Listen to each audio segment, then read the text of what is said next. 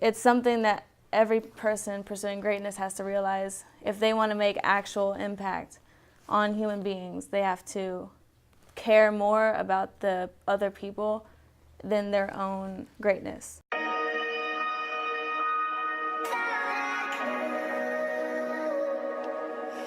All right, Alli Simms, appreciate you. Appreciate you taking your time on this interview, coming out. Appreciate it. Yes. Appreciate it. It's been a long time coming. We had some controversy multiple times. One time she couldn't make it, second time I couldn't make it. Now we're finally here. Okay, the first time was my fault, for sure, because I totally forgot. Oh, she forgot. I completely forgot. I'm so sorry. She just forgot. I thought it was an emergency. I thought something came up. Turns out, Alli just forgot. We was sitting here like, oh, where's she at? She was at home sleeping.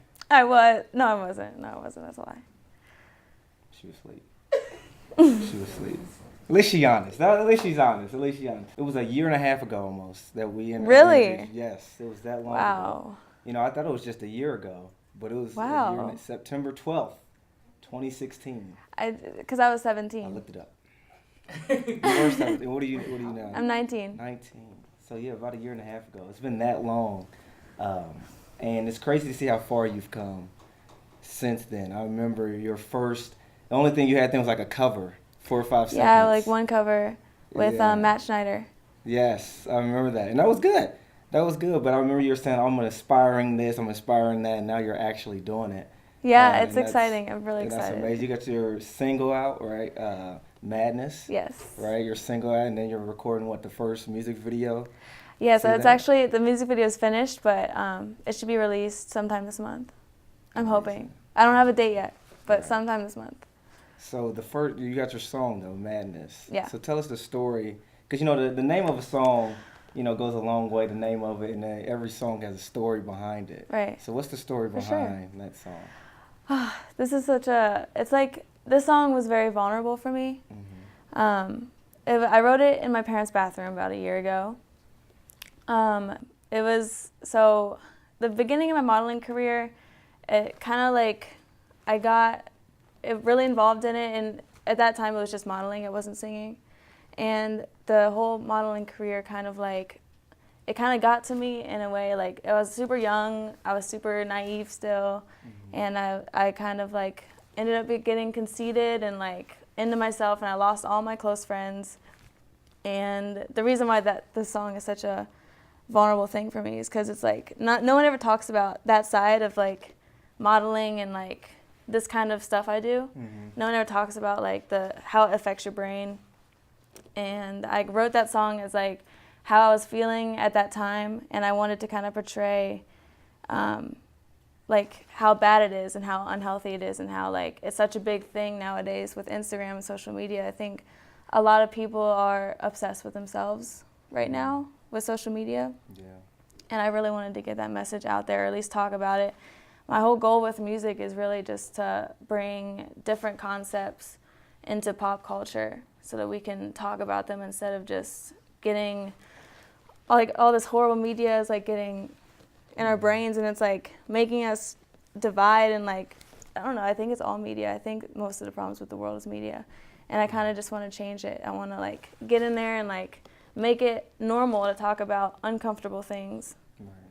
And normal to be vulnerable. Yeah. So that was my whole goal with the whole thing. Because a lot of people vulnerability. A lot of people for guys, it's oh, he's soft. If he's being vulnerable, or nobody wants to talk about real issues. One thing that I'm really that really is always on my mind is mental health, mental illness, and that's something that a lot of people don't want to talk about.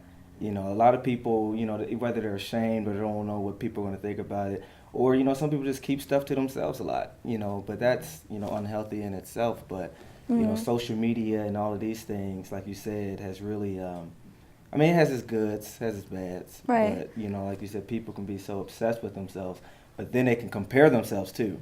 Right, and it all stems from the same thing. Mm-hmm. It all stems from insecurity and not feeling like they're enough, because everyone, I wish the world was instead of competition, I wish we would just help each other. and like build each other up. I think that's how it should be. But yeah. Yeah, I mean, and that's. Do you think that it will ever get to that point?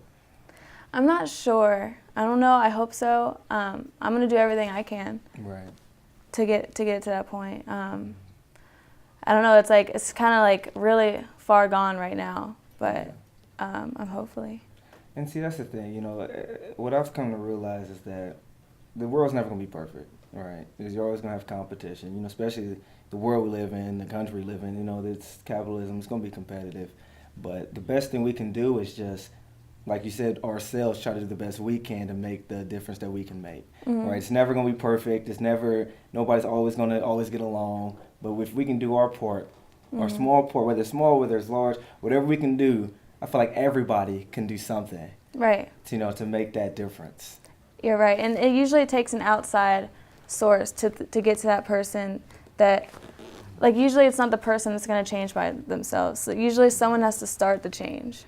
Right. It's not like, and a lot of people are in communities now where it's not, like, no one is going to start it. Like, it's just all millennials and, like, all of the world is already in that section. Like, I don't know how to explain this. I'm really bad at this. But I get what you're saying, though. I really do get what you're saying, because, you know, music, to me, is similar kind of to filmmaking. You know, I think storytelling in itself can really inspire people in a way that other things can't.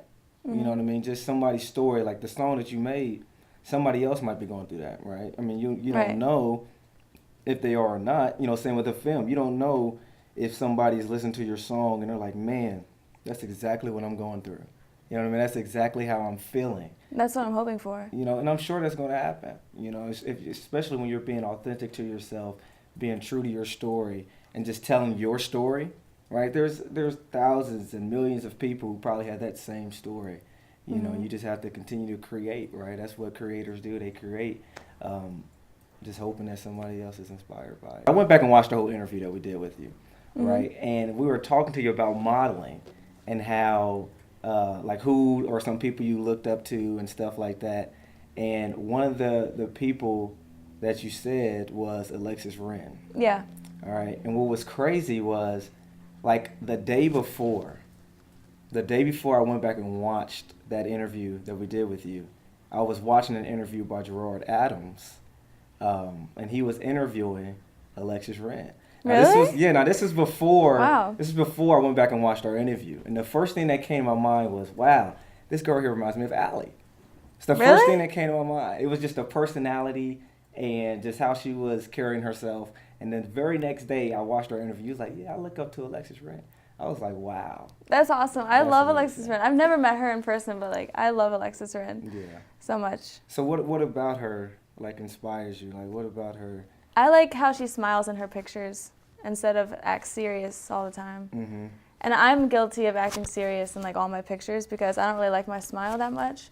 But I think her, like, pictures just portray, like, happiness a lot more than, like, the serious, like, I'm cooler than everybody look. You know what I mean? Yeah. And I like her beachiness and how, like, her what? Beachiness. Like, she's super beachy. Like, beachy. What is that? Like summery, and like beachy. Oh, like, I don't know what that means, but she beachy. Alexis Wren is beachy. She's beachy, okay. Yes. All right. So what, like, music-wise, you know, when did you realize, like, okay, I want to do music? Like, this whole journey, right, when did it start? Like, when was the original? Like, when I first started singing, I wanted to be a singer. Really? Like, I think I started singing around 5 or 6. Oh, okay, 5 or 6 years old. How? Like, what did you do? You just singing stuff, or were you like? Well, my parents used to play, like, REO Speedwagon, Michael Jackson. Mariah Carey was my favorite, my absolute favorite. And I used to try to, like, sound like her. I used to, like, sing in the car to my mom and, like, while she was playing and, like, try to make the same, like, sound as her all the time. And, like, I would, like, lock myself in my room and, like, on YouTube, like, playing, like, let's say Madonna, Mariah Carey, who else was it? Ariana Grande. I used to just try to, like, sound like everybody. And then as I got older, like, I started I started singing at my church when I was like 9, and then I literally tried to get every single solo I could in choir. And I was actually turned down in choir in middle school. In choir, they turned you down? It turned me down for vocal chamber the first year. Wow. And then eventually, because I think she just knew how badly I wanted it, she like let me in the second year. Really? Yeah, but she was always yelling at me to stop singing so loud because I was like, I was soprano. I was soprano, and I always remember her telling me to like stop singing so loud because like she could hear my voice like over the other people. Yeah. And like I guess I was too loud, so like she always told me to quiet down. But and then in high school I kind of like my plan was to go to college and be a fashion designer, but I realized like I was just trying to fulfill my parents' desires, so I was like, I'm just gonna go for it. I'm just gonna make a song, and I found a beat online, and I went to Timeless Recording Studio. Shout out to Timeless. Shout out to Timeless. Good. And I paid for the session, and I wrote the song. I wrote this song too in my bathroom. It was called Alive.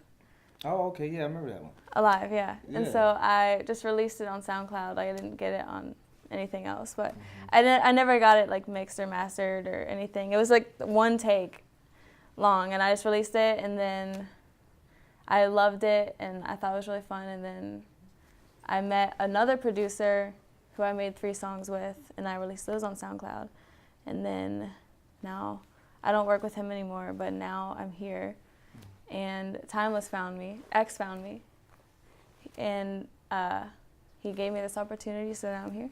And then I recorded Madness. Amazing. A couple things that you mentioned that I want to talk about.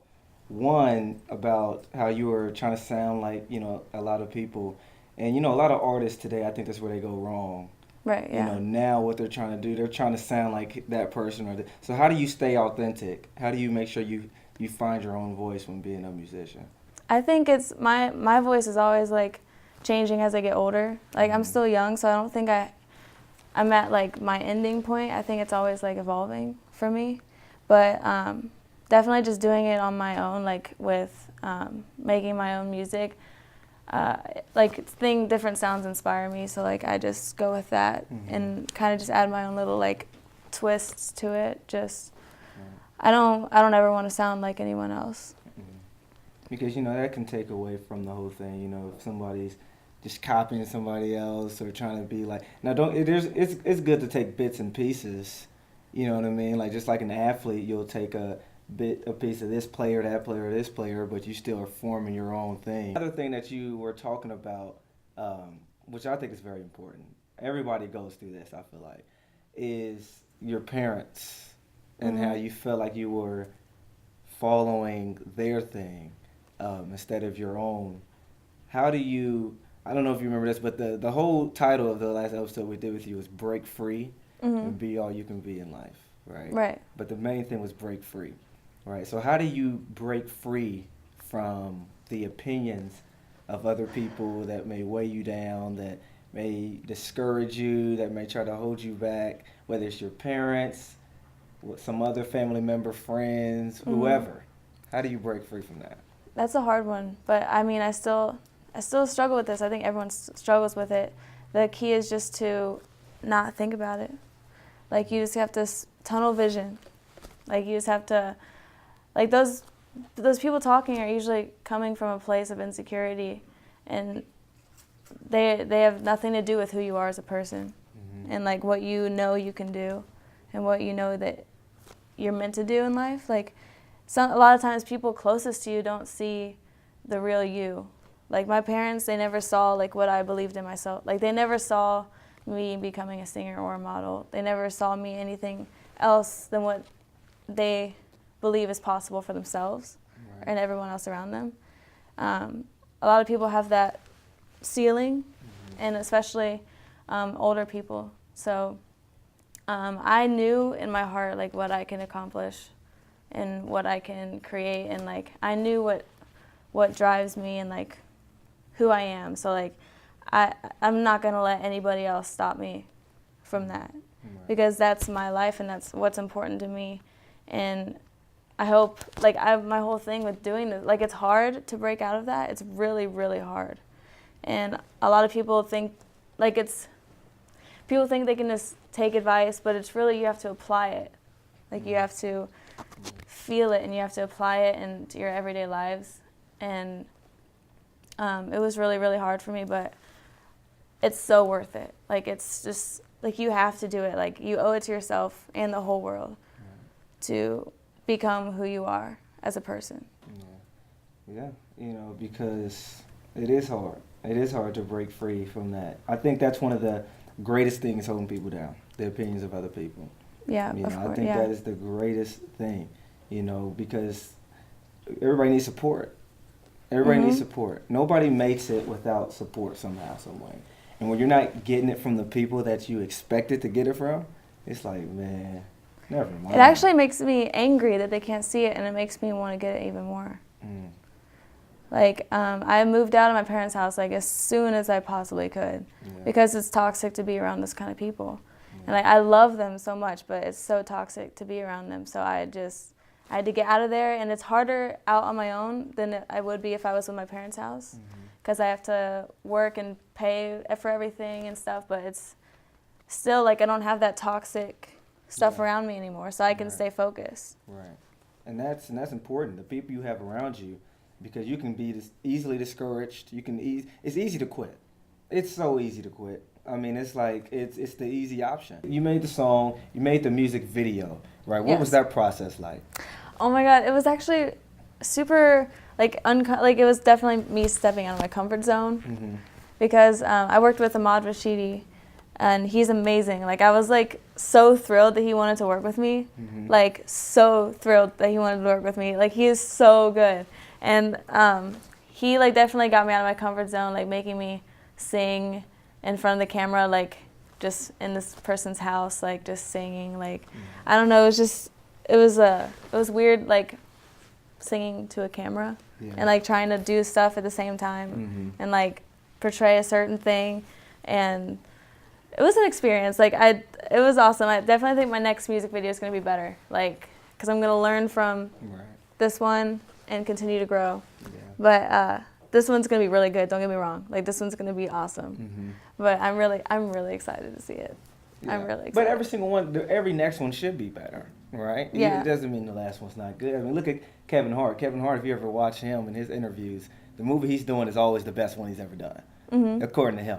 And so, you should be confident that, okay, this one was great, but the next one's going to be even better. Then the next one's going to be even better. The next one's that's just how you improve, every time you improve. I just love seeing, like, my concepts becoming, like, something I can visualize, and actually visualize and, like, see it, and, like, it's just awesome. It's just such a good feeling, like, it's just awesome. Seeing something that, especially when you're working so hard, like, at the time, like you say, you're looking at the camera, dance and all of that. At the time, you're like, okay, but when you actually see the finished product or, the result or whatever, it's like, wow, that's amazing. Yes. That's and amazing. Hearing a song that for the first time after you record it is awesome too. Oh yeah, I can only imagine. Imagine, because like I said, you don't see it. That's with anything though, right? This whole thing, pursuit of greatness, trust the process. That's pretty much the theme. And when you're in the middle of the process, it's hard to keep going when there's no finished product. There's no results. There's no contracts. There's no, what I mean. When you're really working hard, it's like, man, this is hard. Right, yes. I've gotten to that point so many times. Like, I've gotten to that, like, oh, I don't know if I can, like, keep pushing myself. Like, I don't know if I can, like, it's, like, uncomfortable because it's not certain for sure. It's, like, I think that's the part that gets everyone, is that it's not certain. And, like, humans naturally crave certainty. And I think not being certain kind of, like, just makes them give up easily. But it's not worth it to give up. But that's great that you said that. Certainty, right? Certainty. That was great. That was really good that you said that, because certainty, like you said, is something that people run towards a lot, right? A lot of dreams. I'm telling you. It's actually one of the 7 human needs. Wow, I didn't know that. I got that from Tony Robbins. Ooh, Tony Robbins. I like Tony Robbins. Yeah. I like Tony Robbins. Shout out to Tony Robbins. But Certainty. That's interesting though, because when Gary Vee, I love Gary Vee. Yes. Good. Gary Vee is awesome. Yes. Gary Vee, because one thing that he said, he did this illustration. You know, he gets hyped. When he gets hyped, you know, he gets going. Somebody's getting motivated. He held up his phone to somebody. He was like, "Now, if I showed you right now, you in like 3 years, and you have everything you've ever wanted. So for you, you know, you win a Grammy, right? This is you. You won a Grammy. I'm showing you. This is it. This is you. This is definitely going to happen in 3 years. But this is what you have to do. This, and this. And you have to do it every day. You have to work super hard." And he was like, "And I'll show you, and this is what you get. For sure, everybody would do it." Right. Everybody would do it. Nobody would have a hard time doing all the hard work if they knew for sure this is what you're going to get at the end. Mm-hmm. But it's that uncertainty that pops in your mind in the middle of the whole process that's like, what if I do all of this and I fail? Exactly. What if I do all of this stuff, all of this hard work, blood, sweat, and tears, sacrifice all this time that I can't get back, and at the end, there's nothing to show for it? Something to think about, right? Because that is a possibility. Mm-hmm. That's a possibility, right? It's something's going to happen. Things are going to happen. It's never going to be perfect. I remember, shout out to Smooth again. One of the wise things he said was, the poker face, I love it. One of the wise things he said was, the struggle never ends. You know, a lot of people think when I make it, oh, it's all perfect. It's all perfect. But the struggle never ends. And if you're not okay with that, you should quit now. You might as well quit now, because the struggle's just going to get harder and harder. So if you can't take this one, maybe you should quit. You know what I mean? Maybe you should quit. Right. And I'm sure you've had a lot of challenges in your journey. What would you say, besides the opinions of other people, what are some of the most challenging things in maybe the music industry or your personal journey? What would you say? That's a good one. It's a lot of it is the opinions of other people, and a lot of it is staying focused on what I'm doing and like making sure I'm not getting distracted, and getting out of your comfort zone is really hard too,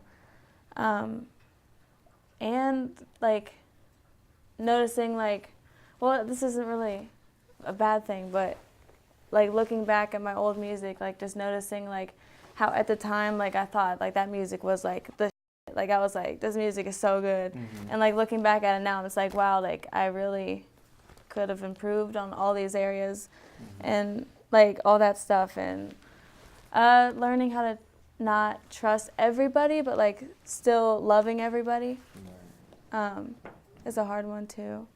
Like distinguishing who's going to be around you all the time, trying to like keep the good people and like kind of distance yourself from the negative, toxic people, and like being able to distinguish against that. And it's just a lot. And like I notice like throughout the day, like this is the main thought on my brain the whole day, is like my career and like where I'm going in my life and all that stuff. Like that's like my main focus. So a lot of stuff just gets clouded like in my brain. Like there's just so much going on in my brain, and like it's really hard to like just distinguish like what to focus on. And like sometimes I get overwhelmed, and like some days I'll like be depressed because like I just don't know, like it's just too much. Like it's just a lot of thoughts, like so many thoughts, and that's hard too. Just like in the beginning stages, like where I am now, like just so much going on like on my brain. Like that's the hardest thing right now. A lot of people are. You know, a lot of people like that. I mean, I know that's how I am. Like I have so many different ideas, so many different goals, and sometimes it's when you have so many. Sometimes when you see the big picture, right? It's hard to think like if you look at that painting right there, right? It's if you're looking at that, sometimes it can be hard. Like, okay, but where do I start? Right? When you see this in your brain, right? When it's not actually there yet, but you see that picture in your mind. When it's time to actually do it, it's like, where do I start? Right. That you're describing this perfectly. Thank you. Yes. Like exactly, because like when you're like drawing something, like you could start like with the eye, you can start with the hair, you can start with like it's like there's so many aspects to life. Like there's friends, there's family, there's money, there's happiness, there's food you're gonna eat that day. Like there's so much like going on in like one day, and it's like I don't know, like, and there's so many things I want to improve in my life, like not just my career, but like people I have around me, like the quality of my friendships, like the quality of the people I have around me, and like everything. I just want to improve everything, not just my career. And that's what's all being crowded in my brain. It's like, I don't know where to start. Like, I don't know what to focus on today. I don't know what, like, right, exactly. And, and it doesn't help for me because one of my biggest obstacles, biggest issues, challenges is procrastination. Yeah. Right? I'm a pretty bad procrastinator. And so when I have all of these ideas, right, and I don't know where to start, you know what ends up happening? I don't start. Right, exactly. Exactly. That's where, like, it leads to this, like, depression. And I just end up not doing anything, and it's like, I don't know, like, what to do. Like, this is so hard. Exactly. And that's how it is for a lot of people. There's probably somebody watching right now that has a great idea,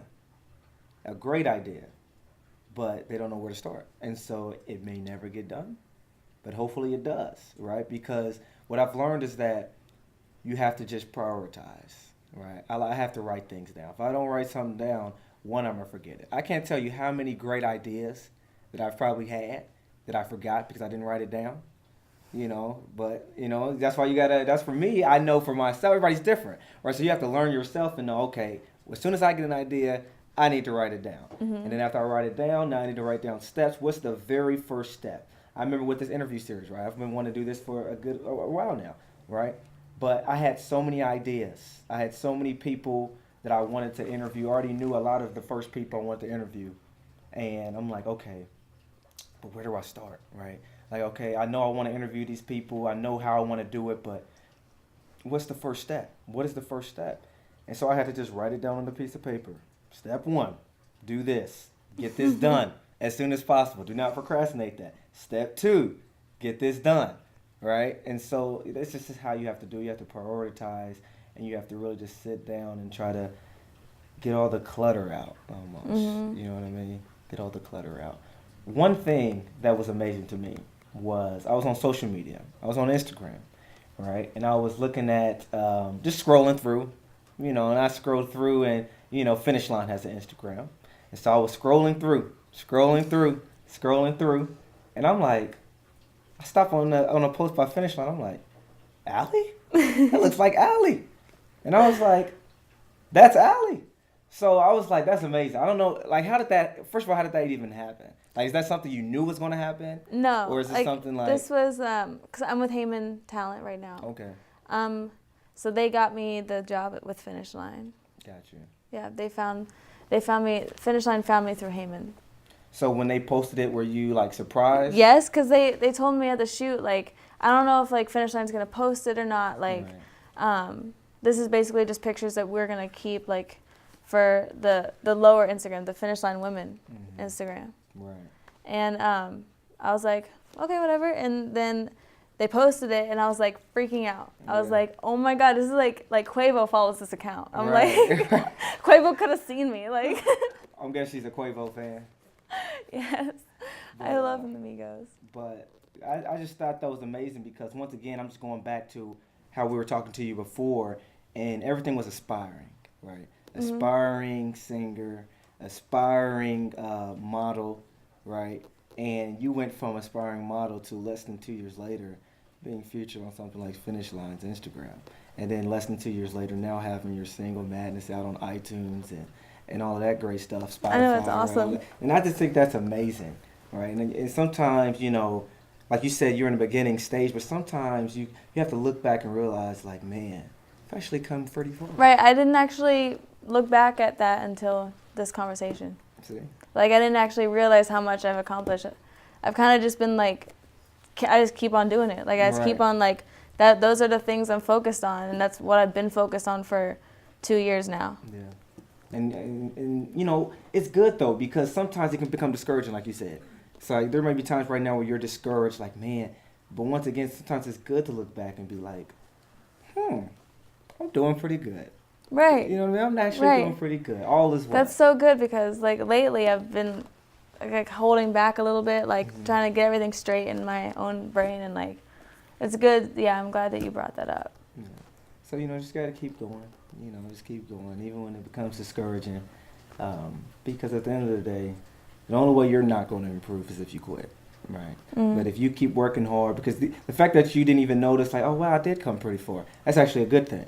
Is it? Yes, because it shows you that you're so focused. A lot of people, they always like, oh, yeah, they always looking back, right? You can't go forward looking back. It's impossible. Right, if you're driving a car and you're always if you're looking in the rearview mirror the whole time, you know what's going to end up happening? You're going to crash. You're going to crash. You're going to crash. And that's what happens to a lot of people. They crash because they're not focused. They don't have that tunnel vision. And you got to have that. You got to have that. You have that humility, always staying humble. I did crash, though. You crashed? My car. Oh, my gosh. Looking at the rearview mirror? No. So I was on the highway. This was about a month ago, February 2nd. You posted something or something. Yeah, I posted it, but so this person, I was on I-75 South, and the person was driving on the wrong side of the highway. And this is them, this is me. I was coming around the corner, and I see headlights. It's nighttime. And I'm like, wow, split second in my brain, I'm like, that is not right. Right. And so I swerved this way into the traffic, and then I was like, oh my God, I'm in traffic right now. There could be cars coming, so I'm like, and I swerved this way, and I ran into the median, and I flipped my car over. Oh my gosh. And I wasn't wearing a seatbelt. Why? You should always wear a seatbelt. I know, that could have been it. That would have been it. That could have been it. I know. My new car beeps now when it doesn't have your seatbelt on. Oh, yeah. So, first of all, the car you had must have been super old, because every car beeps when you don't have your seatbelt on. Yeah, it was a 2003 Jeep. Okay.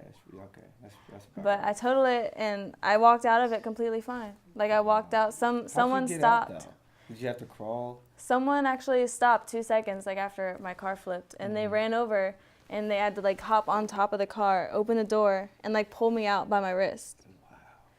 And I was just I could not. That was the first time I actually felt true terror. I was it was so weird. It was a feeling I never felt before. It was what's gonna happen next? That'll make you go hard. That'll make you go to the studio right after that. That'll straight make you start grinding. I'm getting another song out. Good night. It definitely shook me up a lot and made me think about things a little differently, but I didn't even go to the hospital, so I was blessed. Wow. I was so blessed. That was a close one. Very close. Very close. So the person who pulled you out, you still? I don't know. You still in contact with them or anything? The person who pulled me out, they let me sit in their car until the police got there, and then this girl gave me water, and then these other people that pulled over too called the cops. So I kind of was just sitting in the car, and I don't know where that person was. He was out there. Mm-hmm. So then the police came and they took me out of that car, and then they put me right into the ambulance. And then I never got a chance to thank him or anything. Mm-hmm. But I really wanted to thank him, but I didn't know where he went. When I die and I go to heaven and I look God in his face, I don't want him to be like, you ain't do nothing with the thing. You know what I mean? You didn't do nothing with the gifts I gave you. Because we owe that to God, first of all. And, we always talk about the world is this, the world is going down, is, all of this and all of that. People talk about, for example, there's a lot of people oh, Trump is this, Trump is that. Well, what are you doing? Are you doing anything to change the world? Are you doing anything to impact lives? Oh, no. So you're just a complainer. Mm-hmm. And Gary Vee says all the time, if you're going to complain, don't complain. Either way, if you don't like Trump, do something about it. Oh, if you're not going to do something about it, then don't complain about Trump. But right. You can't have it both ways. You know what I mean? You can't have it both ways. And I'm a firm believer in that. A lot of people are like, oh, Trump, no. I'm like, no. At the end of the day, what are you going to do to change the world or impact? And change the world. You hear that and it's sounds like this major thing. But if you can start a chain reaction. Exactly. And once again, you'll never know if you do or not. A lot of times, but if you just keep creating and you keep doing what you're doing, as long as you are putting positivity into the world, exactly. Someone's gonna catch it and they're gonna bring positivity into someone else's life. Exactly.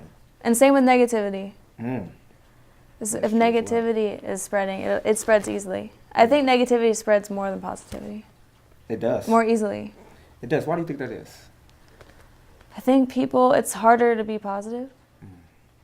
It's easier to be negative, and it's easier to complain, and it's easier to think or to blame someone else for stuff. It's easier. It's really sad. It's sad. It's but really once sad. again, I'm in media, and so I'm not going to sit there and complain. I'm going to try to create content that's positive.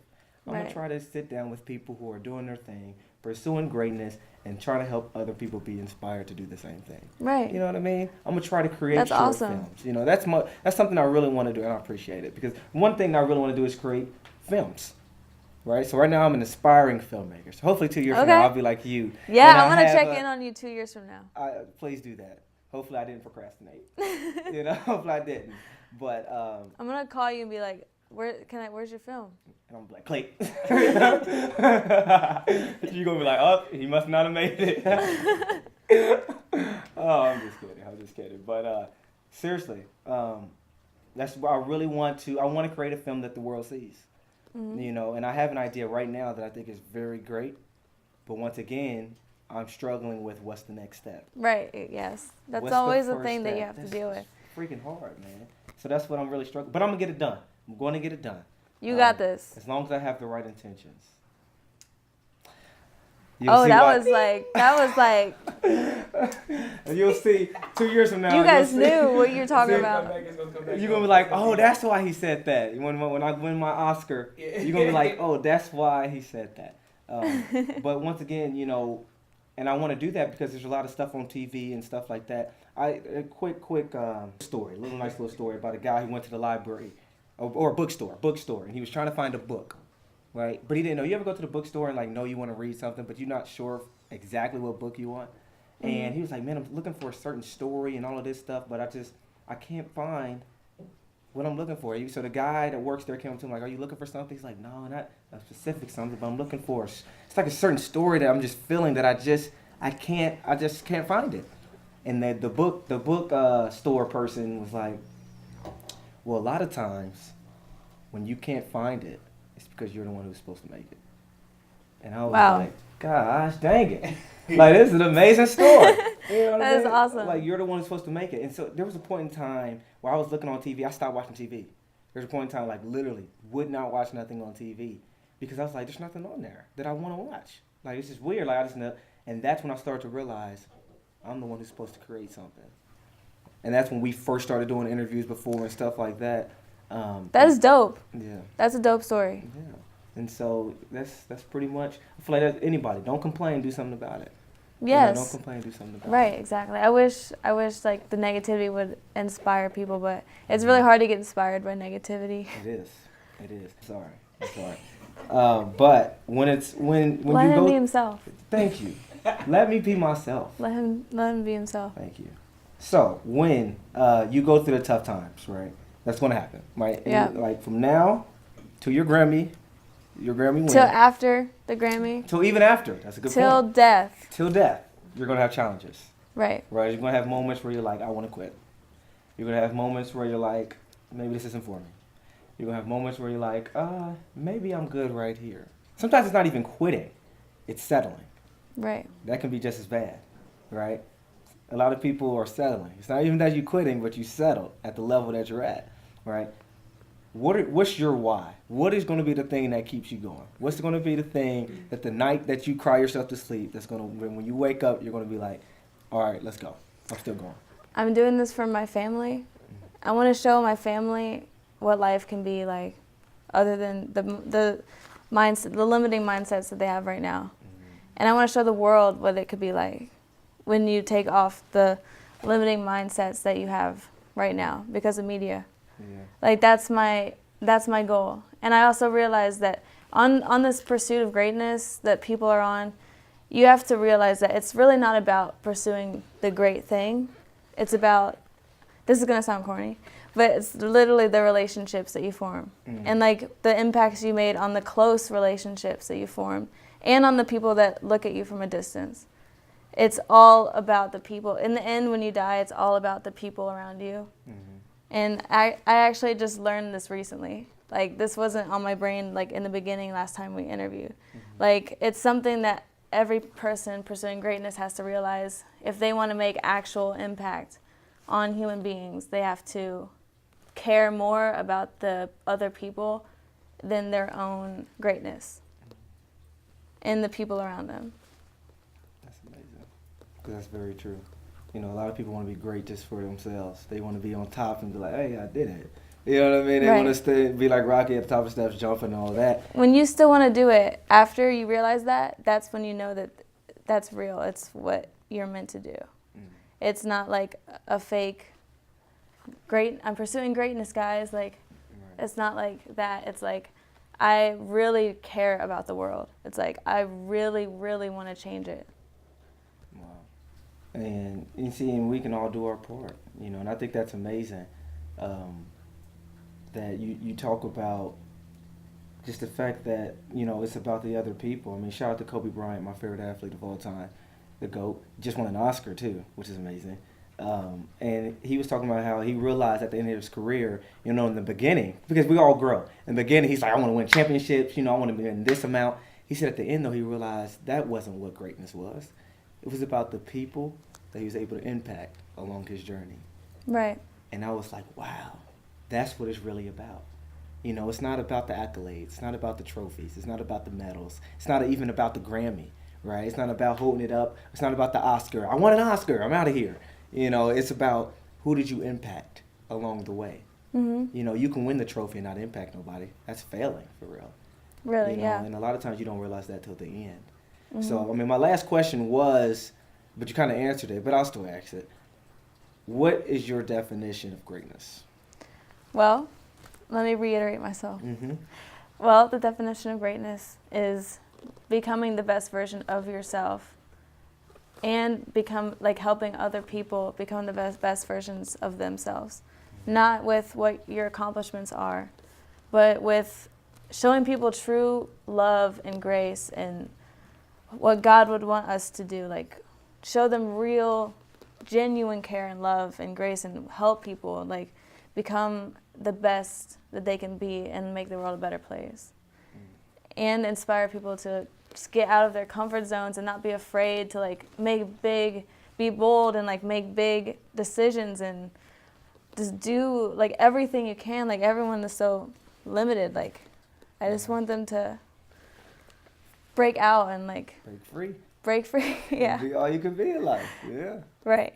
And so, being the best version of yourself, but for other people. Right. That's amazing.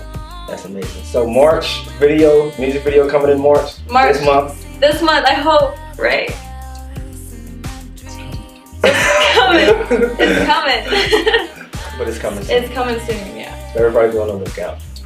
I'm so excited. It's going to be great. Alli Simms, I appreciate you. I appreciate you too. I really love what you're doing. Appreciate it. Thank you. Mm-hmm. Thank you. You're awesome. Thank you. You're awesome too.